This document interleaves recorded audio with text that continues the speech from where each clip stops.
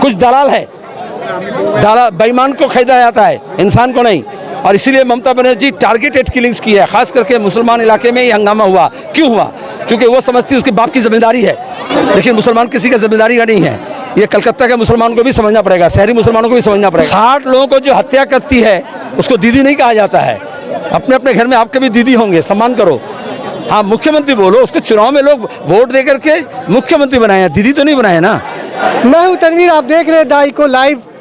पंचायत चुनाव में जिस तरह से 47 लोगों की मौत हुई है इस हिंसा में, इसको लेकर आज कलकत्ता में CPIM, कांग्रेस और ISF के सैकड़ों की तादाद में लोग सड़क पर उतरे हैं।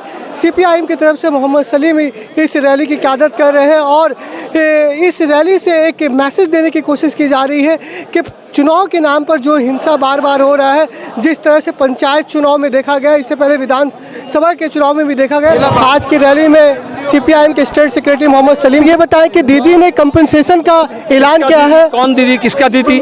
मुख्यमंत्री। 60 लोगों को जो हत्या करती है उसको दीदी नहीं कहा जाता है। अपने अपने घर में आपके भी दीदी होंगे, सम्मान करो। हाँ, मुख्यमंत्री बोलो, उसके चुनाव में लोग वोट दे करके मुख्यमंत्री बनाए हैं, दीदी तो नहीं बनाए ना।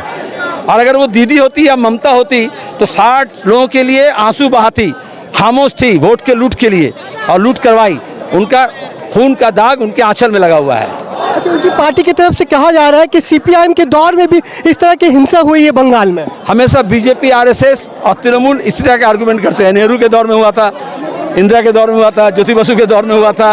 अरे इसको व्हाट एवर बोला जाता है। और कुछ मीडिया भी ऐसे दलाल है जो पुराने तरफ देखते हैं। आज जो हो रहा है उसके बारे में बताओ।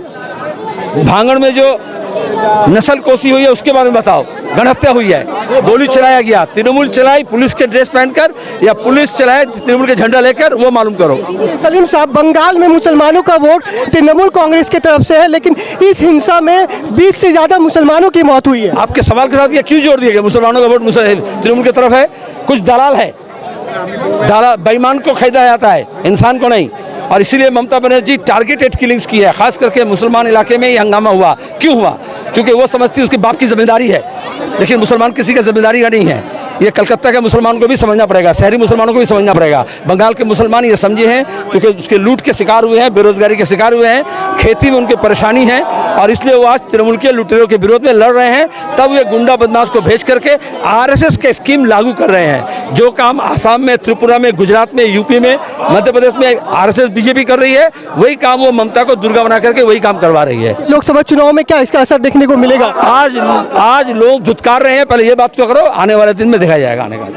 ठीक है, मोहम्मद सलीम से हमने बात की और उनका कहना है कि आने वाले लोकसभा चुनाव तो दूर की बात है, लेकिन जो हिंसा बंगाल में हो रही है ये काबिल अफसोसनाक है।